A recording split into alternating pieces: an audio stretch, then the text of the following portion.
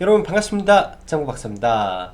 전주 금요일 미 증시가 사실은 장 막판에 이 마진콜, 즉 블록들 이슈로 인한 마진콜 이슈가 발생했음에도 불구하고 장 막판은 굉장히 뜨겁게 강한 상승을 좀 보여주었고, 거기에 더해서 이 국내 MSCI 지수 또한 2% 가까운 상승을 보여줬던 거에 반하면 오늘 국내 증시가 다소 아쉬움이 많았던 하루라고 생각을 합니다.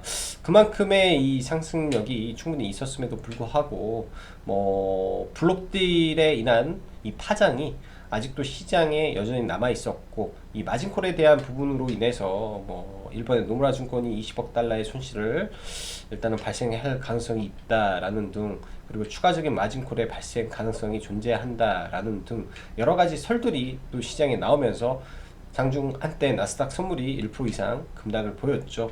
그로 인해서 중국 증시, 국내 증시 또한 장 후반에 잠시 밀렸었는데, 일단 이 마진콜 부분에 대해서는 일단 좀 안타깝죠. 한국계 프롭 트레이더 황성구 씨가 운영하는 이 쪽에서 일단은 어찌 보면 희생양이 되지 않았나라는 생각을 합니다. 훨씬 더 큰 자본을 가지고 있는 이 은행 쪽에서 물량을 던져버리고 시장을 급락을 시켜버리니 버틸 재간이 있었을까라는 생각도 들고 좀 안타까운 일이긴 한데, 일로 인해서 이미 파산, 즉 디폴트를 선언한 걸로 저는 개인적으로 알고 있습니다. 일단 이쪽의 파장은 여기서 추가적으로 커지기보다는 그 이후에 굉장히 빠른 속도로 반등을 해줬기 때문에 순간의 마진콜 이후에 자사주 매입이라든지 등등의 이슈 등이 나오면서 일단은 시장이 안정이 좀 되지 않을까라는 생각을 해요. 단순하게 단기적인 이 노이즈로 이 마진콜 블록딜에 대한 이슈는 끝날 가능성이 좀 높다라고 보여집니다. 그러나 국내 증시 보면 이거를 빼더라도 약간의 좀 노이즈가 주말 사이 좀 있었죠. 참 시장에 그래도 갭 상승을 좀 주고 밀렸으면 좀 좋았을 텐데 좀 그러지가 못해서 좀 아쉬웠다라고 생각이 듭니다. 주말 사이 미국이 이제 대만과의 협력에 대해서 중국이 대만 해역에 공군 20대를 파견하면서 또 이런 부분이 시장에 영향을 미쳤을 가능성이 높죠. 거기에 오늘 기관계에서 또 매도가 좀 강하게 나오다 보니까 코스피라든지 코스닥 전반적으로 좀 약세 기조를 면치 못했던 것으로 보여지네요. 수급적으로 보면 여전히 시장 수급은 좋지 않은데 시장의 질이 많이 바뀌었다라는 말씀을 누차 드리고 있습니다. 오늘 같은 날 예를 들면 조선 섹터라든지 경기 민감주를 들고 있었던 분들은 어찌 보면 시장이 편하게 좀 넘어갔을 수 있었을 거고요. 반대로 이런 쪽에 이제 일정 부분 포트폴리오가 갖춰지지 않았다면 오늘 시장이 조금 재미없고 좀 어려운 시장일 수도 있었을 겁니다. 그만큼 시장의 이 차별화 장세가 굉장히 좀 극명하게 좀 갈리는 부분이 많고요. 오늘로써 이제 수혜주 운하에 대한 노이즈가 일단은 좀 시장에서 좀 풀리지 않을까라고 생각이 듭니다.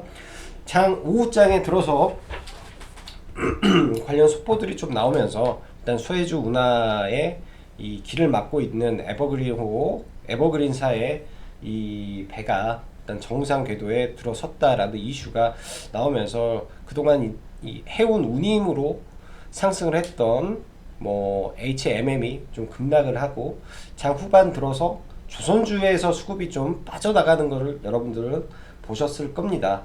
그러면 적절하게 그런 부분에서 차익 실현이 일부 나갔으면 저는 참 괜찮았겠다라는 생각이 들고요. 조선 섹터 관련해서는 지난번에도 한번 언급드렸지만 작년 6월 달에 대규모 수주가 시작이 됐고 올해 연초에 수주가 됐기 때문에 이런 자금은 1년 후에 들어온다라는 관점에서 보면 올해 6월 달 이후부터 이 각 사들의 실적에 이런 변화가 일어날 가능성이 높습니다. 이번 반등 이후 눌릴 때 좋은 자리를 또 잘 찾아서 들어가면 저는 그 이후로는 중장기적 관점에서는 괜찮은 성과가 나지 않을까라고 조심스럽게 생각을 해보고요. 오늘 이러한 연유로 인해서 국내 증시 다른 섹터는 약했으나 뭐 전체적으로 지수는 하락을 했으나 반대로 상승하는 섹터가 명확했고 그 상승하는 테마가 분명히 존재했다라고 보시면 좋을 것 같네요. 자, 시장 보면서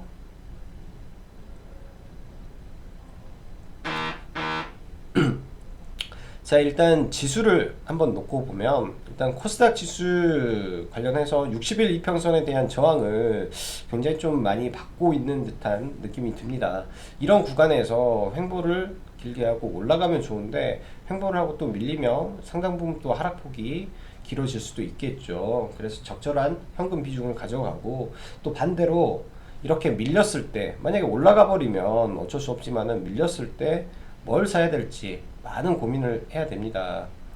저는 여전히 IT 반도체의 눌림을 기다리고 있고 좋은 종목이 있으면 IT 반도체 쪽 섹터를 관심을 가지고 있어요. 여전히 시장에서 IT 반도체 수요에 대한 부분 그리고 쇼티지가 지속적으로 발생을 하고 있고 이 부족한 쇼티지의 원인은 가전이라든지 등등의 판매가 늘어났기 때문에 즉 생산이 부족해서가 아니라 판매 즉 수요가 늘어났기 때문에 일어나는 일이기 때문에 저는 충분히 긍정적인 시각으로 눌림을 기다리면 좋겠다라고 보여집니다. 자, 코스피는 철저하게 이 하향 추세에 있는 박스권에서 지속적으로 맴도는 모습이 좀 보여져요. 전 개인적으로 이렇게 해서 좀 4월달에 넘겨주는 모습이 나올 거라고 조심스럽게 예상은 하고 있으나 일단은 지수 영역에서는 대응이 필요하기 때문에 지속적으로 관찰은 필요할 걸로 예상이 되고 이 코스피 종합 주가를 넘기기 위해서는 지금 시장을 그동안 선도했던 시가총액 상위 그룹주 시총 상위 그룹주가 조금 올라줘야 되는데 보면 삼성전자도 그냥 단순하게 박스권에서 움직이고 그렇다고 수급의 개선폭이 크지 않고 하이닉스 또한 21선을 이탈한 이후에는 지속적인 또 약세를 좀 보여주고 있고요. 거기에 시총 3위 네이버 무너졌고 뭐 LG화학 여전히 힘든 국면이고요. 뭐 삼성바이오로직스를 매매할 건 아니기 때문에 현대차도 네 지금 구간에서 바닥을 좀 돌려가고 있으나 여러가지 노이즈가 좀 현대차도 많이 나오는 게 조금 안타까운 부분입니다. 오늘 사실 장중에 이 뉴스가 현대차 쪽에서는 발생을 했죠. 장중에 몇 분에 나왔더라? 한 2시 정도에 나온 뉴스인데 현대차의 부품 공급에 차질이 있어서 생산량을 일부 감축할 수도 있다라는 뉴스가 나왔었는데 생각보다 그렇게 크게 밀리지 않는 모습은 그나마 좀 바닥을 지켜주고 있지 않나라고 생각을 해요. 이런 악재를 어떻게 극복할지 일단 봐야 되고 일단 현대차 그룹주 보면 1분기 실적에서는 크게 문제가 없지 않나 라고 생각이 됩니다. 그 밖에 뭐 시총 8위 전부 다 시가총액 상위 종목군들이 사실상 제대로 가는 종목군들이 10위 안에 있는 종목은 단 한 종목도 없어요. 11위까지 없다 보니까 종합주가지수가 굉장히 힘들 수밖에 없고 12위에 있는 뭐 포스코 올라가봤자 지수의 영향력은 1.3%뿐이 되지 않기 때문에 지수를 방향을 바꾸기에는 역부족이죠. 금융주도 마찬가지고요. 그 밖에 최근에 급등했던 SK이노베이션도 시가 영향력이 0.86%뿐이 안 됩니다. 그래서 사실 지수의 흐름을 바꿔주기 위해서는 시총 상위 10위권 내외, 적어도 5위권 내의 종목군들이 크게 뭔가의 변화의 조짐이 있어야 종합주가는 일단 움직일 가능성이 있고 그렇기 때문에 주가보다는 종목에 좀 집중하는 모습이 좀 필요하다라고 생각을 합니다. 오늘 코스닥의 기준에서 장 초반에 코스닥이 갭을 들었는데요. 장 초반 같은 경우는 코스닥의 갭을 보면서 저희는 사실 셀트리온 헬스케어를 들고 있었습니다. 많은 고민을 했죠. 셀트리온 제약을 두고 있었는데 셀트리온 헬스케어와 제약을 놓고 매수 들어갈 때 굉장히 많은 고민을 했어요. 그러다가 조금 더 가벼운 셀트리온 제약을 사자라고 해서 이 구간에서 매수를 했기 때문에 들고 오다가 굉장히 좀 지루한 싸움 끝에 오늘 시초가에 전략 매도를 드렸습니다. 셀트리온 관련해서는 영상에서 한 3일 이상 말씀드렸는데 갭이 발생했을 때는 던져야 된다 라고 말씀을 드렸었고, 그런 부분을 보셨더라면 당연히 매도를 하지 않았을까 라는 생각을 하네요. 굉장히 좋은 모멘텀이고 나중에 또 이렇게 바닥을 어떻게 잡아가는지를 좀 지켜봐야 될 것 같습니다. 일단은 하나의 이벤트가 좀 끝나지 않았냐 라고 생각이 들고요. 자, 오늘 시장 보면은 이 수에즈 운하에 사실은 정상화 이슈도 오전에는 없었는데 너무나 과열권까지 치고 올라왔기 때문에 오전부터 좀 급격하게 HM이 밀렸고, 이 구간에서 수에즈 운하가, 그러니까 수에즈 운하에서 일단은 정상화가 시도되고 있다 뭐 등등의 노이즈가 나오니까 이때 바로 무너져 버렸던 걸로 보면 될 것 같습니다. 오늘은 시황을 볼 때 제일 우선순위가 수혜주 운하가 장기화가 되느냐 아니면 단기간에 해결이 되느냐를 좀 우선시 봤기 때문에, 이런 부분에서 장기화가 아니라면 더 이상 해운주 상투를 쳐버릴 수도 있는 내용이 나왔다라고 봐야 되고요. 조선주도 오늘 좋았죠. 삼성중공업이 보면 시초가부터 거의 500억이 넘는 돈이 들어왔었어요. 거의 시초가에 660억의 자금이 들어오면서 단기 슈팅을 좀 줬는데 저희는 대우조선을 들고 있었다라고 말씀드렸습니다. 그리고 어제 영상에서도 3만원이 목표가라고 말씀드렸고 그 부분에서 전량 청산을 해버렸어요. 자, 조선주들이 더 갈 수는 있겠죠. 물론 더 갈 수도 있고 이제 신고가를 칠 수도 있습니다. 저는 근데 일단은 여기까지는 조선주 당연히 올라가는 부분이라고 생각을 했고, 이 이상도 여기까지가 단기 고점이라고 생각을 하는데, 오랜 기간 동안 이 쌓여져 있던 이 매물들을 보면 한 번, 두 번, 오늘이 세 번 차인데 세 번에 뚫는 법이 많이 없습니다. 몇 번의 도전 끝에 눌렸다가 한 번에 이렇게 뚫어버릴 거예요. 한 번에. 그래서 다시 눌리면 좋은 구간에서 다시 접근이 필요할 걸로 예상이 되고요. 한국조선 해양이라든지 전부 다 강하게 올라왔고 위에 윗골이 달아주는 모습이라 조금 눌림을 이제는 기다려야 된다라고 보여집니다. 한국조선 해양, 현대, 중공업, 지주 등등 전부 다 3주 전부터 매매를 시작했던 종목군들이고 중간에 종목 교체를 했던 부분도 있고요. 오늘 조선주가 좋다 보니까 조선기자재 인화전공이라든지 조선기자재 종목군들도 단기 슈팅이 나왔죠. 과거 종목군들을 보면 이런 단기 슈팅 이후에 밀릴 때는 속절없이 밀립니다. 그래서 이런 구간에서 추가 매수는 저는 아니라고 생각을 하고, 얘네들은 성장주가 아니기 때문에 인하전공, 뭐 오리엔탈 전공 등등이 오늘 굉장히 셌고, 본행제를 하는 동성 하이텍 또한 장중에 거의 신고가 근처까지 올라가면서 신고가를 쳤네요. 신고가를 치면서 강한 모습을 좀 보여줬다라고 보여집니다. 오늘 시장에서 저희는 대응을 한 게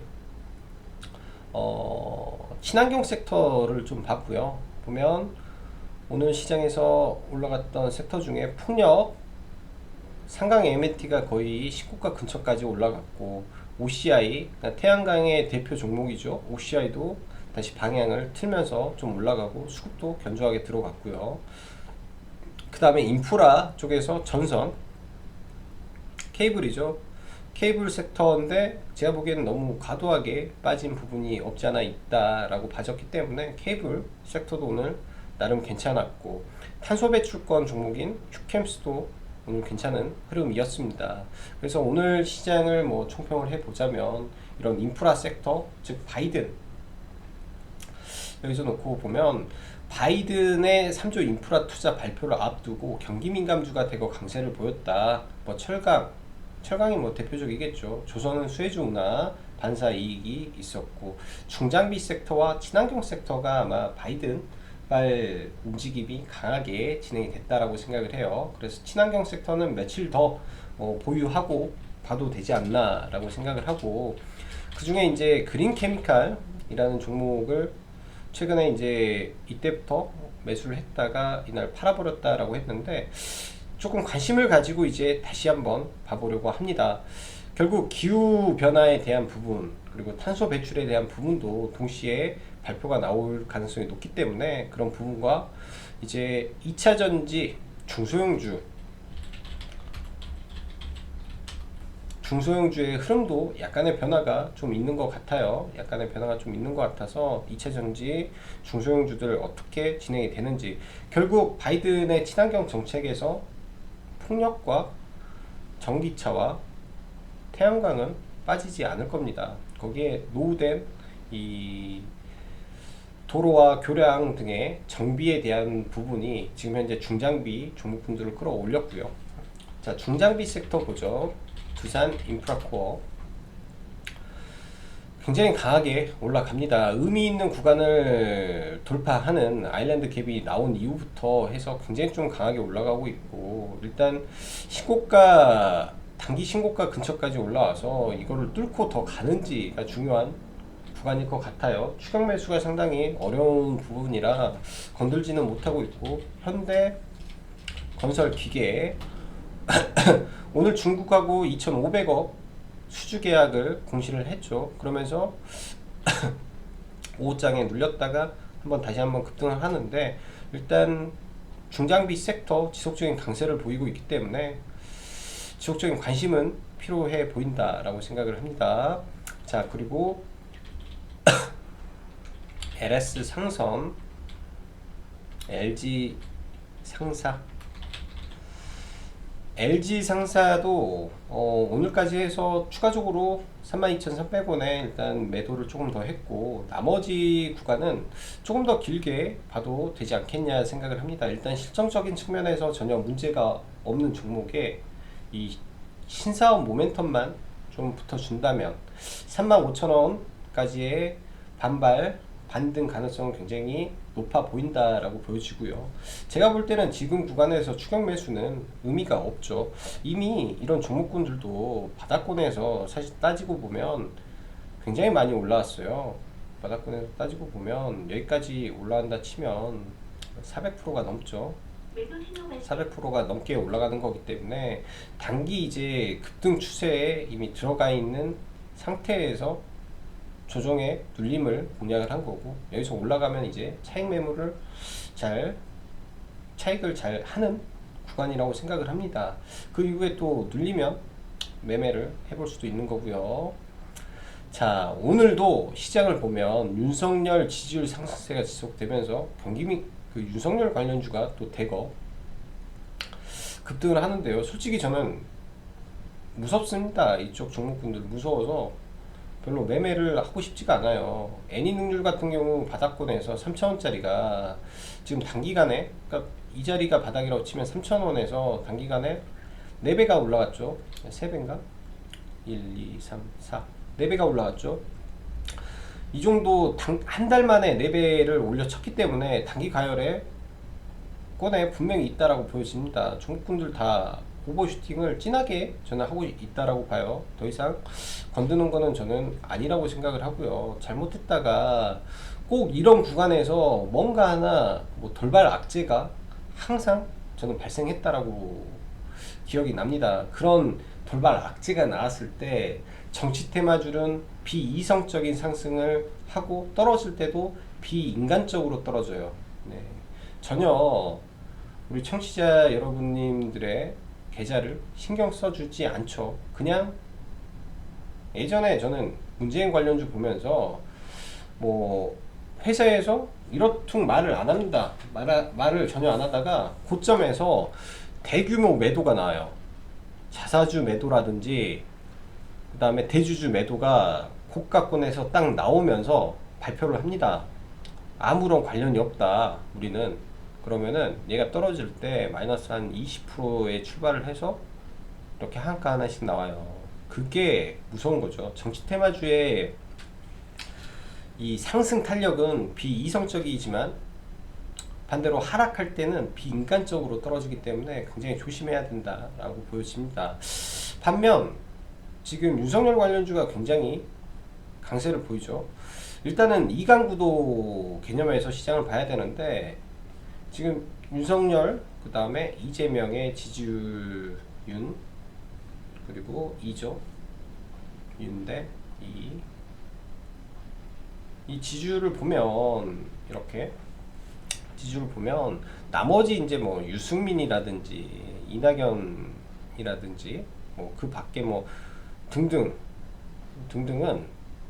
관련주를 보면 안 됩니다. 그냥 양강구도기 때문에 만약에 윤석열 관련주가 굉장히 과열권에서 악재가 터진다면 바로 이쪽으로 돈이 다 가겠죠. 이재명 관련주로. 그래서 이런 거를 다 정리해 놓고 여러분들 보시면 네, 만약에 테마주, 정치 테마주 공략할 때 차라리 지금 피해가 덜할 게 이재명 관련주가 오히려 바닥권에서 꿈틀꿈틀 되고 있다 라고 생각이 돼요. 그동안 가장 강했던 종목이 반등권도 강할 거라고 보여지기 때문에 뭐 토탈소프트, 뭐 신라 SG도 만만하죠. 지금 구간은 신라 SG. 뭐 오늘 장중에 정다운도 좀 급등을 했었고 에이텍이라든지 에이텍 TN도 상당히 많이 올라왔는데 지금 발동을 슬슬 거는 것 같다라고 느낌이 좀 옵니다. 네, 느낌이 좀 오네요. 이쪽 섹터. 자, 그리고 서비스 업종에서 오늘 하락세가 좀 컸는데 NC소프트가 급락을 좀 합니다. 최근에 이 아이템 사기 관련된 의혹이 일파만파 불거지면서 굉장히 좀 급하게 떨어져요. 대형주가 이렇게 이 이평선, 즉 장기 이평선을 특히 개파락을 떨어졌을 때는 절대 사면 안 됩니다. 이게 장기 이평선을 개파락한다라는 의미는 반대로 차트를 꺾어놓고 보면 장기 이평선을 갭으로 들고 갔을 때 상승의 시그널이고 장기 이평선을 갭으로 칠 때는 하락의 시그널이기 때문에 오늘 그러한 하락의 시그널이 진하게 나왔다라고 보여져요. 만약에 NC소프트 리니지가 문제가 생겨버리면 NC소프트에서 리니지가 문제가 생겨버리면 80%의 매출을 담당하고 있는 게임입니다. 그게 문제가 생겨버린다 라고 하면 지금의 이 밸류에이션이 다 깨져버린단 말이에요.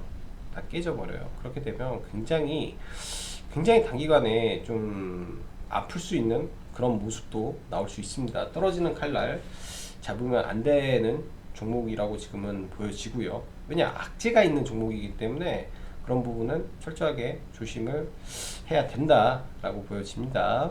자, 그리고 3월 31일 바이든 발표가 있기 때문에 여전히 이 인프라 종목군들 추가적으로 뭐 하루 더 내일까지 흐름 이어질 것 같고, 아크 인베스트먼트 우주 ETF가 3월 31일 날 출범을 하죠. 금요일 날도 한 차례 캔코아 에어로스페이스 급등을 했다가 오늘 좀 눌려줬고요. 또 내일 만약에 한 차례 더 눌림을 준다면 한번 관심을 가져볼 계획이고,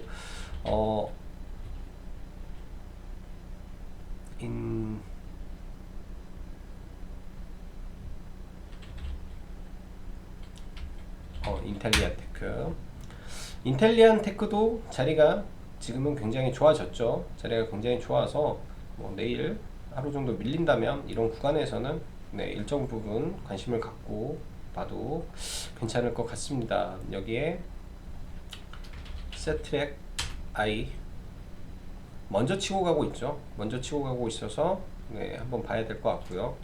한국항공우주 얘는 좀 높고, 하나 에어로 스페이스 얘는 잘 모르겠고, 한화 시스템은 4월 22일 날 악재에 관한 매매를 해야죠.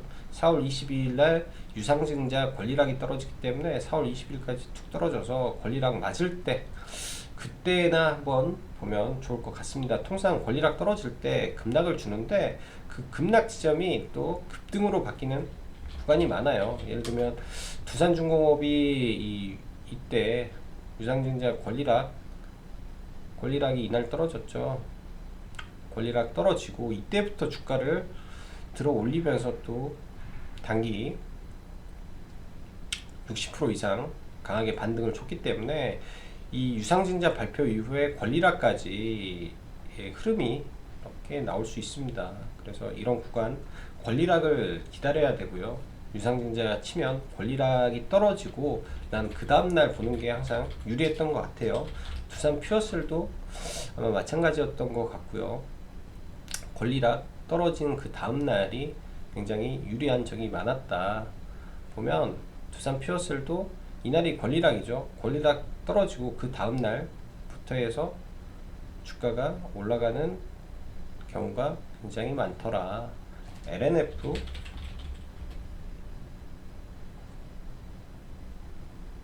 보면 이때 권리락이 얘는 이때 떨어졌죠. 이때 권리락 떨어지고 그 다음날 시가부터 끌어올리면서 뭐 조금 밀리긴 했지만은 이때 이렇게 하고 굉장히 또 강하게 올라왔어요. 이때 권리락 이때 뭐 했던 거 한 번 더 하고 또 유중해가지고 또 하고 이렇게 갔던 거. 그 다음에 대한항공 봐볼까요? 최근에 권리락 나왔으니까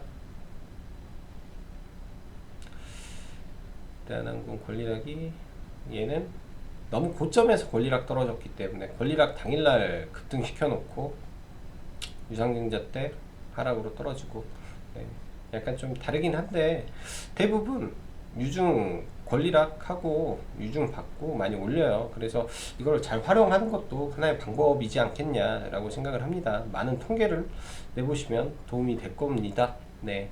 자, 그리고 IPO 관련 섹터에서 수준의 그랩 나스닥 합병 이슈가 여전히 남아있죠. 미래에셋 벤처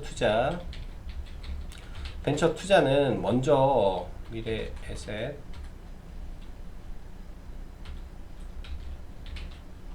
먼저 이 쌍봉을 만들었기 때문에 지금 보는 거는 너무 고점이라 좀 어렵고, 제가 보기에는 DPC 정도는 네, 지금 흐름을 잘 관찰을 해봐야 되지 않겠느냐 라고 보여집니다.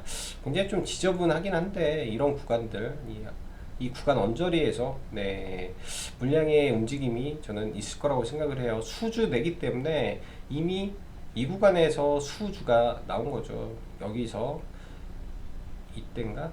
이때는 3월 11일 날 수주.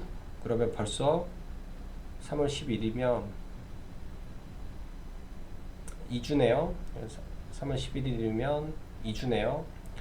수주 벌써 3주차에 접어들었습니다. 3주차에 접어들었기 때문에 주봉상 60일선을 크게 이탈하지 않는다면 그러면은 12,000원대 구간에서의 흐름 반발력을 한번 기대를 해봐도 좋지 않겠냐 라고 생각이 듭니다. 자, 마지막으로 이제 영상에 좀 댓글로 뭐 단기 매매 관련된 거, 뭐 위험한 종목에 대한 언급에 대한 부분을 댓글을 달아 주셨는데, 이에 대해서 제가 말씀을 드리고자 하는 거는, 사실 매매라는 게 단기 매매는 위험한 종목에서 하는 겁니다. 네, 여러분들 단기 매매는 거래 대금이 엄청나게 터지는 종목, 네, 시장 중심주, 시장 대장주, 상승률이 높고 거래 대금이 많이 터지는 종목에서 돌파 매매든 눌림이든 다 나오는 거고요. 그 안에서 단기 매매를 해야 먹을 폭이 있는 겁니다. 네, 어쩔 수가 없어요. 그래서 단기 매매고, 단기 매매는 저는 투자가 아니라고 생각을 해요. 이건 투자가 아니다. 게임이고 도박입니다. 네, 여러분 카지노에 들어가서 포카를 쳐보고 뭐 세븐럭을 해보고 다 게임에 룰이 있어요. 게임에는 룰이 있고 원리가 있고 방법이 있습니다. 또 이기는 공식이 있을 거고요. 그럼 단기 매매를 한다, 내가 단기 매매를 할 거다 라고 생각을 했으면 그런 이길 수 있는 룰과, 그러니까 게임에 룰이 있다면 원리와 성공 전략을 무조건 가지고 해야 됩니다. 단기 매매를 들어가서 만약에 물렸다, 단기 매매를 해서 물렸는데 갑자기 생각이 바뀐 거죠. 나는 분명히 단기로 들어갔는데 물렸어요. 생각이 바뀌어요, 사람이 그 순간. 저도 많이 겪어봤고, 아, 중장기다. 중장기 투자다. 물타면 된다. 물타기. 예? 이렇게 생각이 바뀐단 말이에요. 근데 철저하게 단기는 단기일 뿐이고, 단기 매매는 말 그대로 이 하나의 매매 투자가 아니라 게임이라고 저는 생각을 한다라고 다시 한번 말씀드리는데, 그런 부분을 지켜야만, 네, 지켜야만 수익이 날 수 있습니다. 자, 자연환경에 대한 종목을 좀 볼게요. 오늘 사실 저희가 매매한 게 LS랑 자연광환경 종목 매매했는데, 이미 이제 종가 베팅을 들어가 있는 부분이라 뭐 이거를 어떻게 보기는 그렇고요. 왜 이런 종목을 들어갔냐라는 관점에서 생각을 해보면, 오늘 밤에 오세훈 그리고 박영선 TV 토론이 있잖아요. TV 토론이 있는데, 장이 무너지고 있는 가운데서도, 이렇게 급락을 하고 있는 가운데서도 그런 게 있어요. 시장에서 방향이 달리 가는 종목, 무너지고 있는데 방향이, 종목이 안 떨어질 때, 그러면 이 종목에서 왜 안 떨어질까 한 번 정도 생각을 해보고, 아, 오늘 뭐가 있을까, 아, TV 토론회가 있구나, 그러면 오세훈이 조금 우세니까 오세훈 정책 뭐가 있을까, 아, 한강 르네상스가 있었구나 라고 우리는 아이디어를 만들어야죠. 자꾸 생각을 해야 됩니다. 그리고 평소에 종목을 많이 봐야 그런 종목이 빨리빨리 떠오르겠죠. 그래서 많은 공부가 이런 부분에서 필요하지 않나 라고 생각이 드네요. 자, 오늘 시장 뭐 생각보다 그렇게 호락호락한 시작이 아니었던 것 같습니다. 오늘 시장도 대응하시느라 수고 많으셨고, 네, 내일도 좋은 하루 되시기 바랍니다. 자, 그럼 여기까지 짱구 박사였습니다. 감사합니다.